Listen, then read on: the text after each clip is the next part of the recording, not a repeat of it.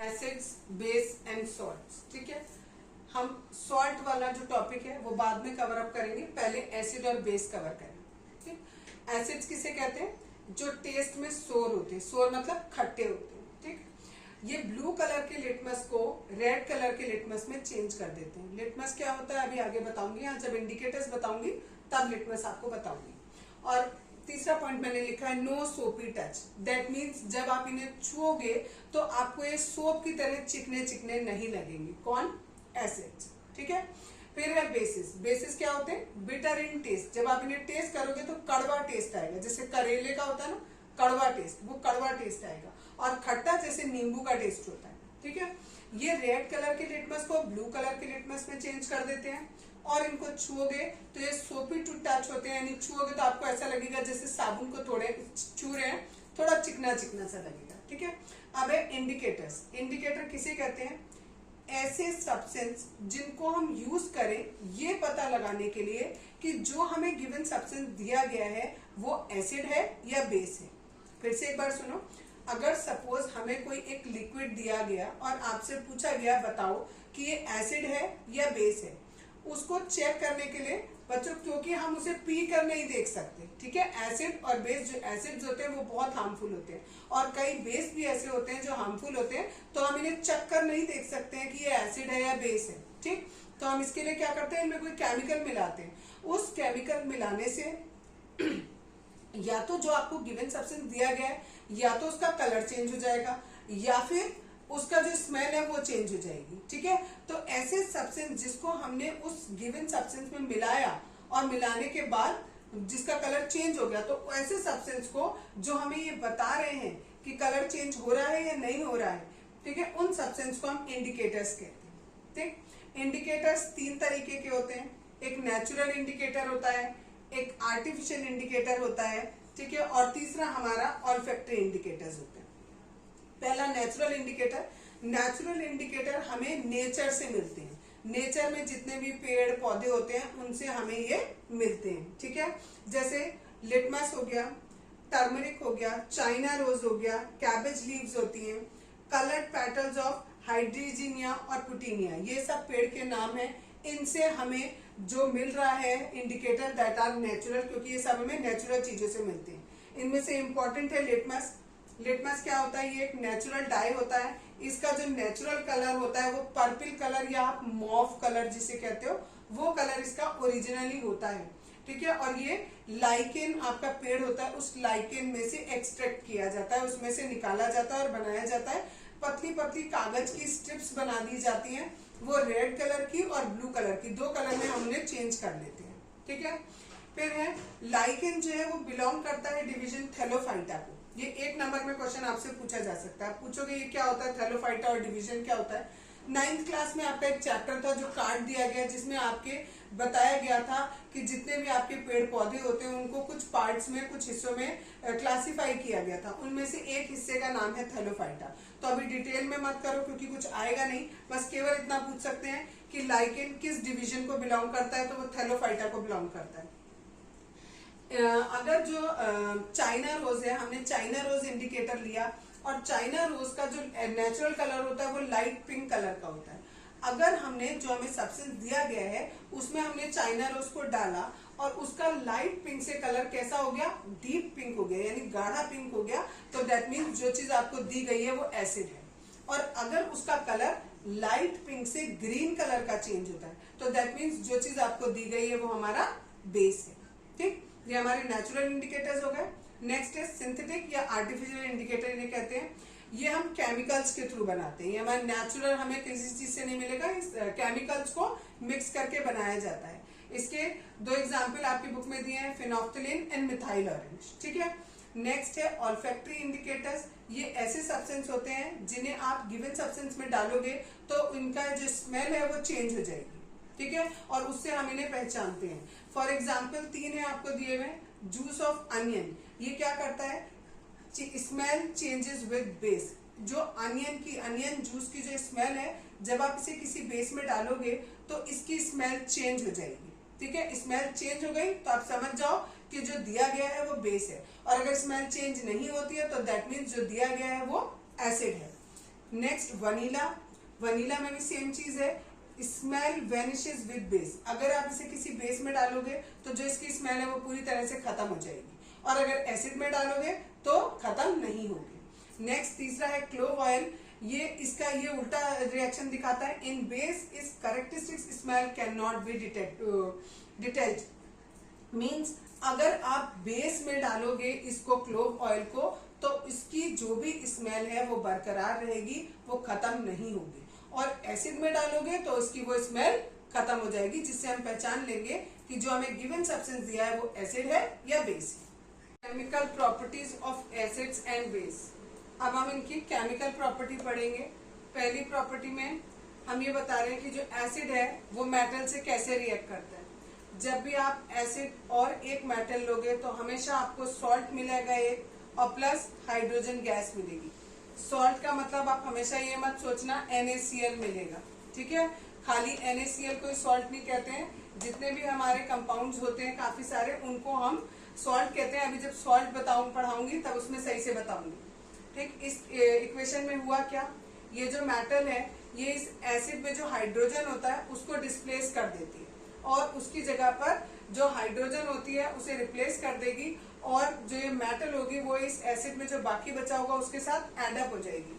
For example यहाँ देखो, zinc plus dilute H2SO4 लिया, ये एक मेटल है, इस मेटल ने इस हाइड्रोजन को यहाँ से डिस्प्लेस कर दिया, ये ZnSO4 के साथ जुड़ गया और ये हाइड्रोजन यहाँ से रिमूव हो, ठीक है। ये हमारा हो गया। अब जो भी ये गैस निकली, हमें कैसे पता लगा कि ये हाइड्रोजन गैस है, इसके लिए एक टेस्ट आता है। उस टेस्ट को ये मैंने लिखा हुआ है यहाँ पर। क्वेश्चन बोर्ड के पेपर में ऐसे आता है आपको कि आप बताइए कि आप कैसे प्रूफ करोगे कि ये हाइड्रोजन गैस है, या हाइड्रोजन गैस के लिए कौन सा टेस्ट होता है। तो उसके लिए क्या किया है, pass this gas through soap solution. जो भी ये गैस यहाँ निकली उस गैस को हमने एक पाइप के थ्रू साबुन वाले सॉल्यूशन में से पास किया। उससे क्या होगा, बबल्स बनेंगे और उन बबल्स में ये गैस भर जाएगी, ठीक है। जैसे ही ये बबल बाहर ऊपर निकलेंगे हम इसके पास एक जलती हुई कैंडल लेके आएंगे, और जैसे ही वो गैस इस जलती हुई कैंडल के पास आएगी तो जो बबल्स होंगे वो कैसे पॉप पॉप साउंड करके आवाज करेंगे, ठीक है। तो ये इसकी पहचान है या डिटेक्शन है फॉर हाइड्रोजन गैस, ठीक। नेक्स्ट है, अभी बताया कि एसिड कैसे रिएक्ट कर रहे हैं, अब बता रही हूँ कि बेस कैसे रिएक्ट करते हैं मेटल के साथ। सेम बिल्कुल जैसे एसिड करते हैं बिल्कुल वैसे ही बेस करते हैं। Base plus metal gives salt plus hydrogen. अब मैंने यहाँ पर बेस लिया NaOH और मेटल ली वही जिंक जो मैंने यहाँ पर ली हुई थी, ठीक है। रिएक्शन कराया, हमारा सोडियम जिंकेट, ये एक सॉल्ट होता है, ये मिला, प्लस हाइड्रोजन गैस मिली। लेकिन अब ध्यान रखना है कि ये जो मेटल है, इस मेटल ने इस बेस के साथ रिएक्शन कर लिया, इसने इसको डिस्प्लेस कर दिया। क्यों किया, क्योंकि जो जिंक है वो ज्यादा रिएक्टिव है इन कंपैरिजन टू NaOH के जो बॉन्ड है। एक्चुअली NaOH का जो बॉन्ड होता है वो वीक हो जाता है और वो ब्रेक हो जाता है, Na प्लस और OH माइनस में टूट जाता है, और जो जिंक होता है ये इसके साथ रिएक्ट कर लेगा, ठीक है। लेकिन ये सारी मेटल्स के साथ ऐसा नहीं होता है, ठीक है। सारी मेटल ऐसी नहीं होती हैं जो सारे बेस के साथ रिएक्ट करके बना ले, ठीक है। तो उनसे वो सॉल्ट नहीं बनता है। तो ये मेन इंपॉर्टेंट बात है इसमें कि सारी जो मेटल्स होती हैं वो बेस के साथ ये वाली रिएक्शन नहीं दिखाती। Base plus metal give salt plus hydrogen लिखा है, सारी मेटल्स जो है वो बेस के साथ ऐसी रिएक्शन नहीं दिखाएंगी। नेक्स्ट है कि एसिड और बेस आपस में एक दूसरे के साथ कैसे रिएक्ट करते हैं। तो ये दोनों जब एक बेस और एक एसिड मिलाते हैं तो भी हमें सॉल्ट और यहाँ पर क्या मिलेगा, वाटर मिलेगा। अब तक दोनों में हमें सॉल्ट और हाइड्रोजन मिल रहा था, इसमें हमें सॉल्ट प्लस वाटर मिलेगा। इसे हम न्यूट्रलाइजेशन रिएक्शन भी कहते हैं। एक एसिड है और एक बेस है, दोनों ने एक दूसरे को न्यूट्रलाइज कर दिया, एक सॉल्ट बनेगा और साथ में वाटर बनेगा। नेक्स्ट प्रॉपर्टी है, हाउ डू मेटल कार्बोनेट्स या metal hydrogen carbonate react with acid. कल पढ़ा था कि मेटल कैसे रिएक्ट करते हैं एसिड के साथ। आज या तो मेटल का कार्बोनेट है या फिर मेटल का हाइड्रोजन कार्बोनेट है। मेटल के कार्बोनेट का मतलब होता है उसमें CO3 जुड़ा हुआ हो, कार्बोनेट मीन CO3, और हाइड्रोजन कार्बोनेट मतलब होता है HCO3। तो जब भी हम मेटल कार्बोनेट या मेटल हाइड्रोजन कार्बोनेट को एसिड से रिएक्ट कराते हैं तो दोनों ही केस में हमें सॉल्ट मिलता है, कार्बन डाइऑक्साइड मिलता है और वाटर मिलता है। इसका एक एक एग्जाम्पल दिया है। सोडियम कार्बोनेट लिया हमने प्लस एसिड लिया, इससे हमें ये सॉल्ट मिला, वाटर मिला प्लस कार्बन डाइऑक्साइड मिला। सिमिलरली यहाँ पर सोडियम का बाइकार्बोनेट, इसको बाइकार्बोनेट भी बोलते हैं और हाइड्रोजन कार्बोनेट भी बोलते हैं। सोडियम हाइड्रोजन कार्बोनेट लिया, एसिड लिया, सॉल्ट मिला, वाटर मिला और कार्बन डाइऑक्साइड मिला। ठीक है, अब ये जो कार्बन डाइऑक्साइड मिली है, जैसे हमने कल किया था कि भाई जो हाइड्रोजन गैस मिली थी उस हाइड्रोजन गैस का टेस्ट किया था कि वो गैस हाइड्रोजन होगी, उसके लिए क्या टेस्ट है, ऐसे ही कार्बन डाइऑक्साइड गैस के लिए भी टेस्ट होता है। ये जो भी कार्बन डाइऑक्साइड हमें यहाँ मिली है, इस कार्बन डाइऑक्साइड को हम लाइम वाटर के ऊपर से पास करेंगे। जब हम इसे पास करेंगे तो हमें व्हाइट कलर का precipitate that is calcium carbonate मिलेगा। ठीक है, यानी अगर हमने जो भी गैस यहाँ निकली थी उस गैस को अगर हम लाइम वाटर पे से पास करते हैं और वो पूरा का पूरा जो लाइम वाटर है हमारा वो कैसा हो जाए, मिल्की हो जाए, मिल्क के कलर का हो जाए, तो दैट मीन्स जो गैस हमने उसमें पास करी थी वो कौन सी गैस थी, कार्बन डाइऑक्साइड गैस थी। और अगर हम इस कार्बन डाइऑक्साइड को बहुत ज्यादा देर तक उसमें से पास करते रहेंगे, यानी एक्सिस में हमने कार्बन डाइऑक्साइड दे दी, तो उसका कलर फिर से कैसा हो जाएगा, ट्रांसपेरेंट हो जाएगा, यानी उसका जो कलर है वो गायब हो जाएगा। क्यों? क्योंकि जो भी हमारा उसके बाद जो हमारा बनेगा वो कैल्शियम बाइकार्बोनेट बनेगा, और ये कैल्शियम बाइकार्बोनेट जो होता है वो पानी में सॉल्युबल होता है, तो वो पानी में घुल जाएगा, इसलिए उसका कोई भी कलर हमें दिखाई नहीं देगा। ठीक है, नेक्स्ट रिएक्शन है reaction of metal oxide with acid. अब हमें मेटल के ऑक्साइड लेने हैं केवल। पहले हमने लिया मेटल के कार्बोनेट, बाइकार्बोनेट, अब मेटल के ऑक्साइड। इनको हम एसिड से रिएक्ट कराएंगे तो भी हमें सॉल्ट मिलेगा और साथ में वाटर मिलेगा। ये इसका एक एग्जांपल दिया है, ये कॉपर ऑक्साइड प्लस HCl को हम हाइड्रोक्लोरिक एसिड कहते हैं, मिलेगा क्यूप्रस क्लोराइड, ये ब्लू ग्रीन कलर का होता है। ठीक है, और प्लस साथ में वाटर मिलेगा। याद रखना है, इसमें नोट याद रखो, मेटेलिक ऑक्साइड जो है वो बेसिक ऑक्साइड होते हैं, जबकि non metallic oxide acidic oxide होते हैं। ये एक नंबर में क्वेश्चन पूछा जाता है कि मेटेलिक ऑक्साइड का नेचर कैसा होता है, तो बेसिक होता है और इनका एसिडिक होता है। नेक्स्ट रिएक्शन है नॉन मेटल ऑक्साइड रिएक्ट कर रहा है बेस के साथ। अब नॉन मेटल ये है, यहाँ पर कार्बन का oxide that is non metal का ऑक्साइड हो गया। ये नॉन मेटल का ऑक्साइड ये होता है हमारा एक बेस, इसके साथ रिएक्ट कर रहा है, तो हमें क्या मिलेगा, कैल्शियम कार्बोनेट प्लस वाटर मिलेगा। दैट मीन्स यहाँ भी हमें सॉल्ट और वाटर मिलेगा। What do all acids and all bases have in common? अभी तक हम देख रहे थे कि एसिड और बेस किससे कैसे रिएक्ट कर रहे हैं, कौन मेटल से कैसे रिएक्ट कर रहा है, या मेटल कार्बोनेट से या मेटल ऑक्साइड से, ये सब देख रहे थे। अब हमें देखना है एसिड और बेस, इन दोनों में ही क्या कॉमन चीज होती है। ठीक है, तो दोनों में कॉमन चीज ये होती है कि दोनों के दोनों कंडक्ट करते हैं इलेक्ट्रिसिटी को जब हम इन्हें पानी में घोलते हैं तब। यानी अगर हमारे पास कोई एसिड है, उसको हमने पानी में घोल दिया, ठीक है, और उसमें हमने करंट पास किया तो करंट उसमें से पास हो जाएगा। ठीक है, सिमिलरली अगर कोई बेस है, उसको भी हमने पानी में घोला और उसमें से भी हमने करंट पास किया तो हमारा करंट पास हो जाएगा। ठीक, जैसे यहाँ पर ये फिगर बना के दिया है, ये हमारा रबर का कॉर्क है, इस पे हमने दो नेल लगाए हैं। इन नेल से हमने एक जगह से बैटरी और उसके आगे बल्ब कनेक्ट किया, और बल्ब से आगे स्विच, और स्विच से तार को हमने वापस दूसरे वाले नेल पे कनेक्ट कर दिया। इसके अंदर हमने एक एसिड ले लिया। ठीक, जब हम करंट पास करेंगे, स्विच ऑन करेंगे, तो करंट यहाँ पर आएगा, और ये जो डाइल्यूट HCl है जो कि पानी में मिला हुआ है, एक्वस सॉल्यूशन है उसका, ये अपने आयंस में ब्रेक हो जाएगा। जो HCl है वो H प्लस और Cl माइनस इसमें ब्रेक हो जाएगा, दोनों में अलग अलग हो जाएगा। और जिस चीज में भी आपको H प्लस आयन मिलेगा वहां पर इलेक्ट्रिसिटी कंडक्ट होगी। सिमिलरली अगर हम इसमें कोई बेस मिलाएंगे, सपोज हमने इसमें बेस मिलाया, हमने NaOH मिला दिया या KOH मिला दिया, ये भी अपने आयंस में ब्रेक हो जाएगा, Na प्लस और OH माइनस। यानी कहने का मतलब ये है कि जब आप किसी एक्वस सॉल्यूशन में करंट फ्लो करोगे और वो जो सॉल्यूशन है उसमें कैटायन और एनायन अगर अलग अलग हो जाते हैं तो उसमें इलेक्ट्रिसिटी कंडक्ट होती है। जनरली हम ये देखते हैं कि जितने भी हमारे एसिड्स होते हैं, जब हम उन्हें पानी के अंदर मिलाते हैं तो हमें H+ आयन मिलता है, और जो बेस होते हैं उन्हें OH- आयन मिलता है उनसे। लेकिन ये जरूरी नहीं है कि हर बार आपको H+ आयन मिले या हर बार बेस को घोलने पे आपको OH- आयन मिले। जनरली ऐसा देखा गया, एसिड को घोलोगे तो H+ आयन मिलेगा और बेस को घोलोगे तो OH- आयन मिलेगा। इसका मेन ये है कि अगर आपने एसिड में या बेस में एक्वस सॉल्यूशन में, उसके खाली एसिड बेस नहीं पूरा लेना, एक्वस सॉल्यूशन लेना है। एक्वस मतलब उसमें पानी मिला दिया, ठीक।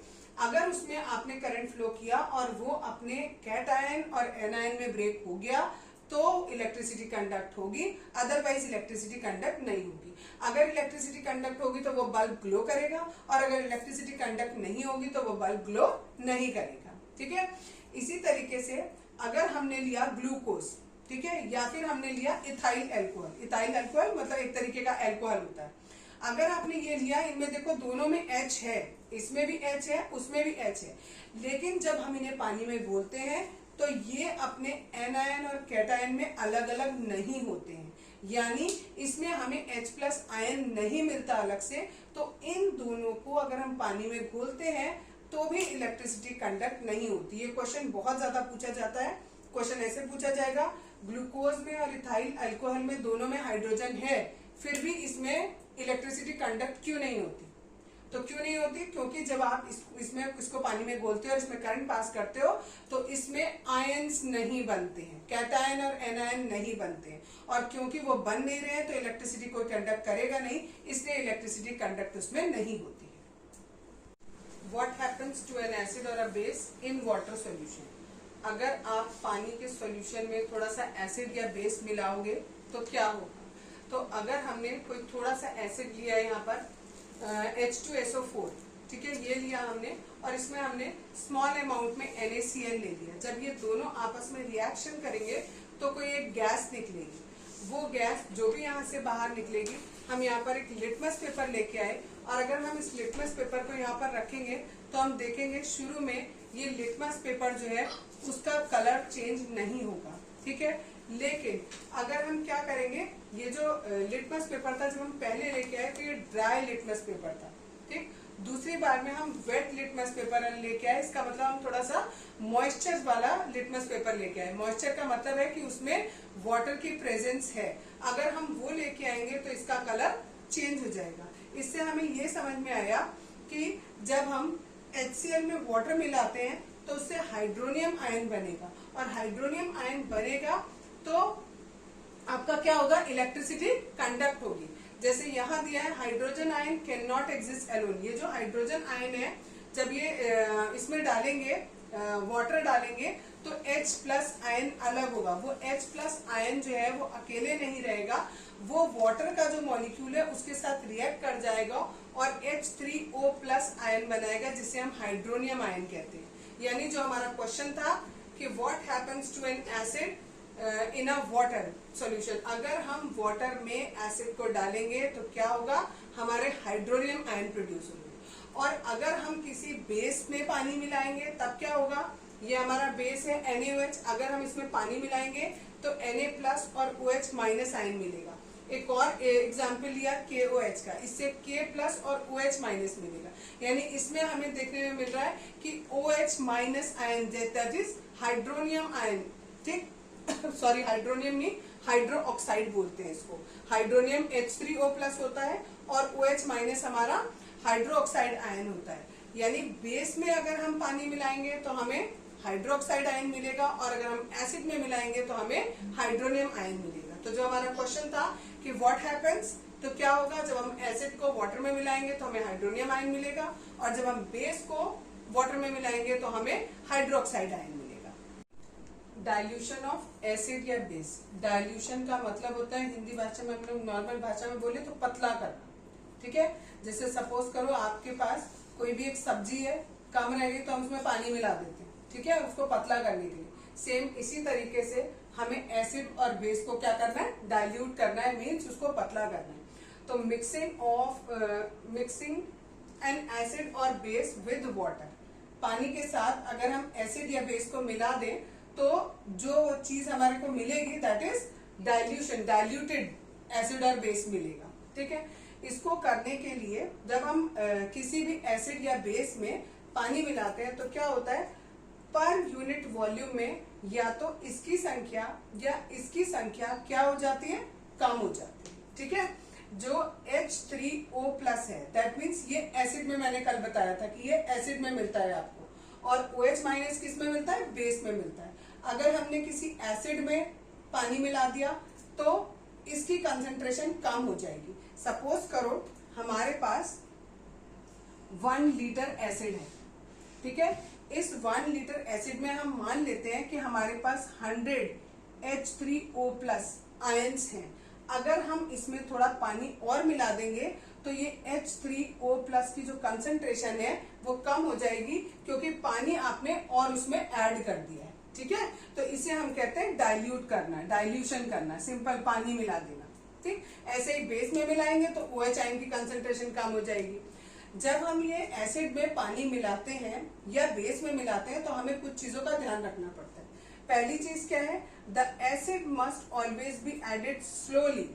एसिड को बहुत धीरे धीरे करके पानी में मिलाएंगे, और जब उसे पानी में मिलाएंगे तो उसे कंटिन्यूअस ऐसे हिलाते रहेंगे, इधर से मिलाते जा रहे हैं और ऐसे हिलाते जा रहे हैं। ठीक, दूसरा प्रिकॉशन हमारा ये है, अगर हमने गलती से वाटर मिला दिया हमने, if water is added to a concentrated acid, ठीक, हमें पानी नहीं मिलाना है, हमें क्या मिलाना है, पानी में एसिड मिलाना है। एसिड में अगर आप पानी डालोगे तो क्या होगा, बहुत ज्यादा हीट रिलीज होगी, और हीट रिलीज होने की वजह से वो जो एसिड है वो ऊपर उछल के आपके ऊपर आ सकता है, आप भी जल सकते हो, या और भी कोई मिसहैपनिंग हो सकती है। ठीक है, नेक्स्ट टॉपिक है how strong are acid and base solution. ये जो हमने सॉल्यूशन बनाया, एक हमने डाइल्यूट किया, एक हमारा कंसंट्रेटेड था।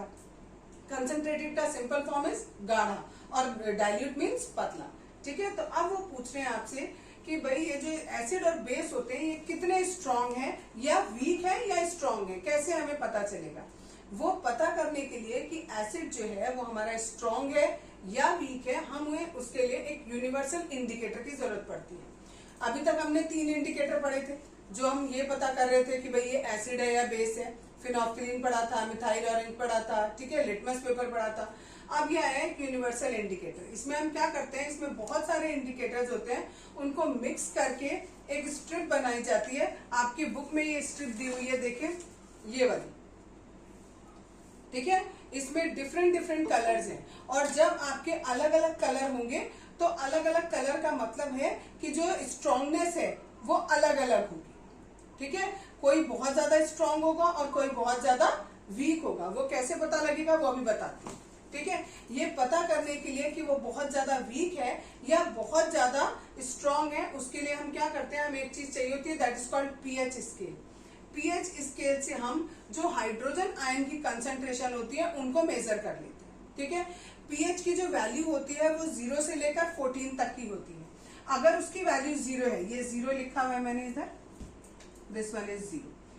अगर पीएच की वैल्यू 0 है दैट मीन्स कि वो बहुत ज्यादा एसिडिक नेचर का होगा। ठीक, और 0 से मैंने कहा कहां तक होता है पीएच स्केल, 14 तक होता है। और अगर 7 है उसका पीएच की वैल्यू, तो दैट मीन्स वो न्यूट्रल है। न्यूट्रल का मतलब ना वो एसिड है ना वो बेस है। ठीक, और अगर उसकी वैल्यू 14 है तो दैट मीन्स वो बहुत ज्यादा स्ट्रॉन्ग बेस है हमारा। ठीक है, जैसे जैसे हम 7 से इस तरफ कम आती रहेगी वैल्यू पीएच की, वैसे वैसे हमारा एसिडिक नेचर इंक्रीज होता जाएगा। ठीक, और अगर हम 7 से आगे की ओर बढ़ेंगे, 7 से 14 की ओर बढ़ेंगे तो हमारा बेसिक नेचर इंक्रीज होता जाएगा। 7 से उल्टी तरफ आ रहे हैं तो हमारा एसिडिक नेचर इंक्रीज हो रहा है, और उधर जाएंगे तो हमारा बेसिक नेचर इंक्रीज होगा। और ये जो पीएच होता है, पीएच में ये जो पी होता है, इसका ये एक जर्मन का वर्ड है जिसका नाम होता है पोटेंस। ठीक है, इसका मीनिंग होता है पावर, और H means hydrogen, means power of hydrogen ions. ठीक, ये पीएच कहलाता है।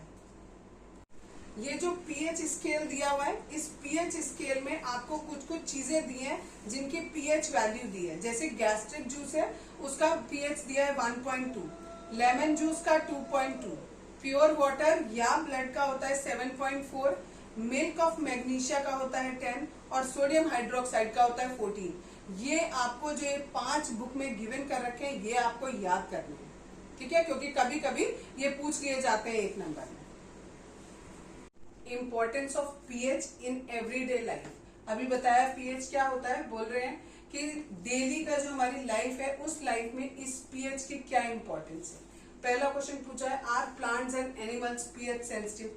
क्या जो प्लांट्स और एनिमल्स होते हैं उन पे भी इस पीएच स्केल का फर्क पड़ता है या नहीं पड़ता है। जो हमारी बॉडी है उसका जो पीएच स्केल होता है वो काम करता है 7 से 7.8 के बीच में, ठीक है। और जब पीएच का जब रेन वाटर होता है अगर उसका पीएच 5.6 से कम हो जाए तो उसे हम एसिड रेन कहते हैं।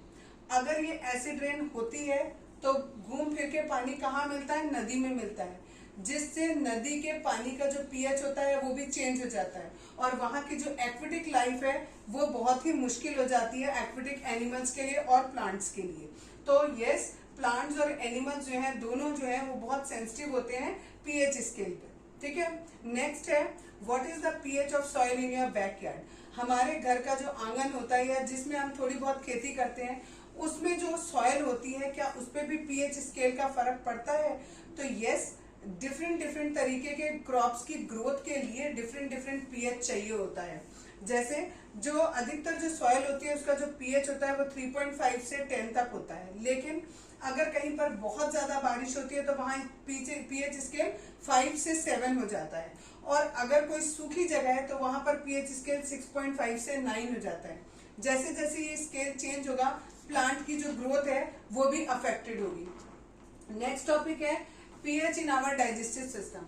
हमें पता है कि हमारी बॉडी में जो स्टमक होता है उसमें HCl प्रोड्यूस होता है। जब भी हम कोई चीज खाते हैं तो उसमें HCl प्रोड्यूस होता है, जिसकी वजह से अगर कभी हमें इनडाइजेशन हो जाए, ऐसे तो HCl क्या करता है, खाने को डाइल्यूट करने में या उसे छोटा बनाने में, डाइजेस्ट करने में हेल्प करता है, लेकिन अगर कभी एसिड बहुत ज्यादा हो जाए, कब होता है, जब इनडाइजेशन हो जाता है हमें, तो हमारे शरीर में एसिड की मात्रा ज्यादा हो जाती है, जिसकी वजह से हमारे पेट में जलन होने लगती है।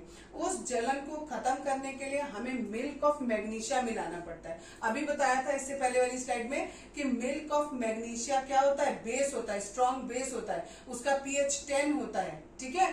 तो अगर आप वो लोगे तो क्या होगा, बहुत स्ट्रांग नहीं होता, अगर बहुत ज्यादा स्ट्रांग होगा तो वो बेस भी पेट को नुकसान करेगा। हाईएस्ट स्ट्रॉन्गेस्ट कौन होता है, जिसका पीएच 14 हो और इसका पीएच कितना है, केवल 10 है।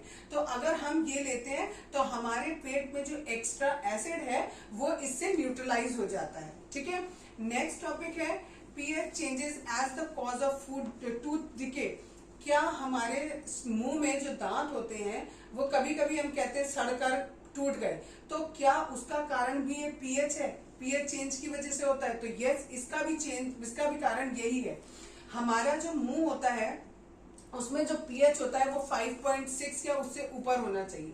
अगर हमारे मुंह में जो भी सलाइवा है अगर उसका जो पीएच है वो 5.5 से कम हो गया तो हमारा टूथ डिके स्टार्ट हो जाता है। हमारी पूरी बॉडी में जो सबसे हार्डेस्ट सब्सटेंस होता है वो टूथ का एनेमल होता है, उसका नाम है कैल्शियम हाइड्रोक्सी फेटेटाइड, ऑक्सीपेटेटाइड, ठीक है।